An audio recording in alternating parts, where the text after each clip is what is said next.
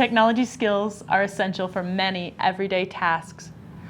Older people recognize the value of technology and are eager to learn.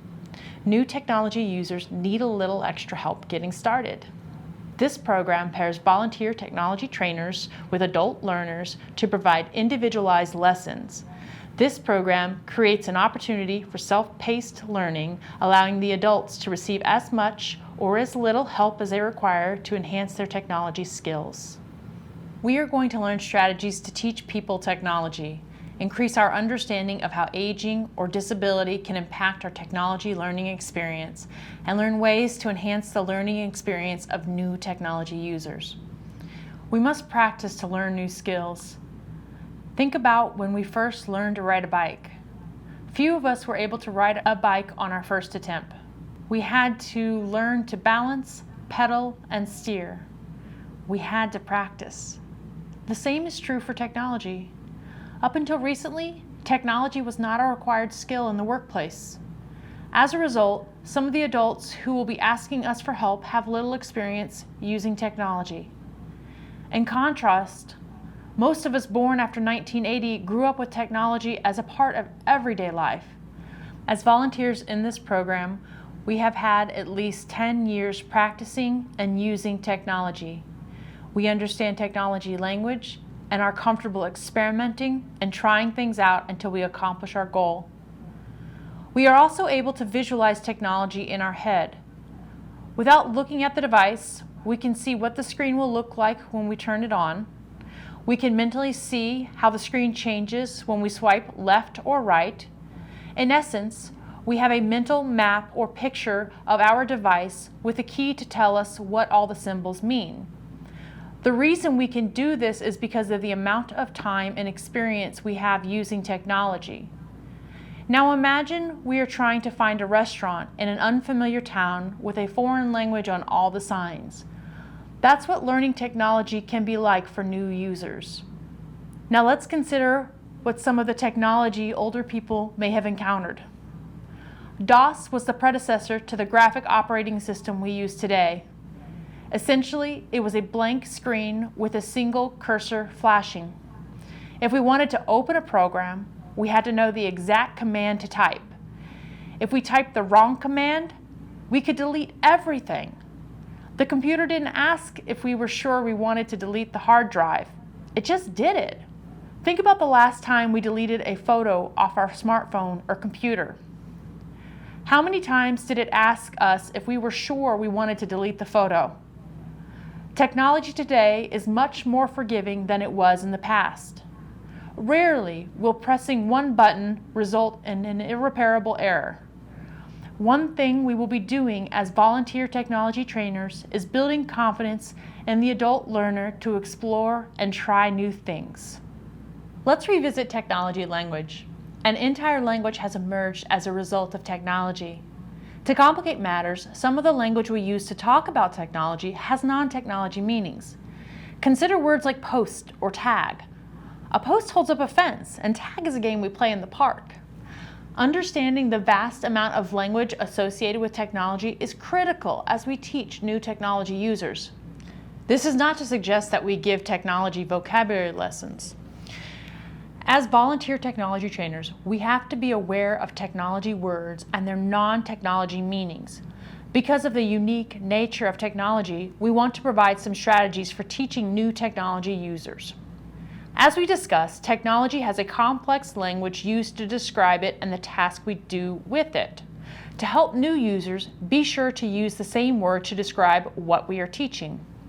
Using two different words to refer to the same task creates the opportunity for confusion and frustration. While assisting with a Facebook class, a woman became frustrated when her volunteer technology trainer was using the terms wall and timeline interchangeably. What is something in the real world we could compare the internet to? We have a lot of choices, including encyclopedia, library, dictionary, or map. This strategy will be important for some of the more unclear words like hashtag. We learn better when we can link new skills and concepts to things we already know. Technology allows for many tasks to be completed in various ways. Consider how we might share a picture from our cell phone to our social media account. We could open the application, Facebook for example, and upload the picture. Another option would be to open our photo gallery, select a photo, click the upload button, and then select Facebook. To help new users become confident, we should stick with one method for performing the task.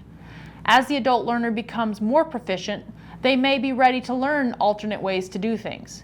The key is to be sure the adult learner masters one way of doing a task before showing them the alternatives. In most cases, you will only have a limited amount of time for each lesson. Some of the tasks that the adults want assistance with will require several lessons. Imagine an adult wants to learn to use email to keep in touch with family.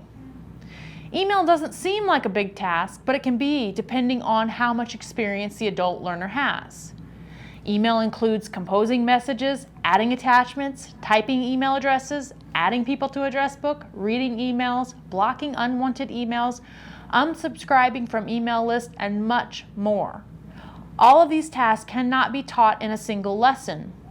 Adult learners will gain the most by focusing on 1 or 2 email tasks during the lesson, which brings us to our next tip for teaching new technology users. Encourage the adult to take notes and write steps. It can even be helpful to draw the icons and write what it means. For example, on nearly all operating systems and applications, a gear icon means settings. We want the adult learners to be able to perform the task independently when we are not there to help. So be sure the adult learner practices the task using their notes before the end of the lesson. We will likely be able to tell if they missed a step while taking notes. Perhaps the hardest thing as a volunteer technology trainer is to resist the urge to do the task for them. Sometimes it may be necessary to figure out how to do the task ourselves on their device, particularly tasks that aren't done frequently, such as changing the text size. It's okay to do that, but be sure to walk the adult learner through the task so they can do it independently. Part of what we are doing is helping the adult learner to feel more confident using technology. The adult learners who come to us with technology questions are diverse. Some will have little to no experience using technology, while others use it every day and want to learn additional things. Avoid assuming that someone asking for help does not understand technology. Spend some time getting to know the adult learner. Ask questions about their experience using technology. For example, we could ask if they used a computer at work. Some adults may have difficulty hearing us. When speaking with adult learners, be conscious of how fast we are speaking. We should be sure to speak more clearly. Making eye contact is one of the best ways that we know if another person is understanding the tasks we are explaining. Some adult learners may have physical disabilities, such as cataracts or arthritis. While we don't ask anyone directly if they have a disability, we should remember that having a disability can make learning more difficult. As we discussed in previous modules, technology can be customized to reduce the impact of physical challenges. If we suspect an adult is having trouble seeing the text, we could talk about how we like the text bigger on our own device. We can take more time to learn new skills as we age. We may have to show the adult learner many times how to perform the technology skill. Some may even have the same question during several lessons. If this happens, it may be a difference of learning styles, so consider pairing the adult learner with a different volunteer technology trainer. The most important thing we should remember is that all older people are different. While it's important to be aware of how aging and disability impacts our experience learning technology, the key is to not make assumptions about adult learners based on their age. Some will be tech savvy and teach us a thing or two, and others will need more help. If we take our time and get to know them, the strategies provided during this module will enhance our abilities as volunteer technology trainers. Now that you've completed the orientation modules, you are ready for the next step in the orientation. You will participate in an in-person seminar with other volunteer technology trainers. You will have the opportunity to apply some of the knowledge and skills you gained during these orientation modules.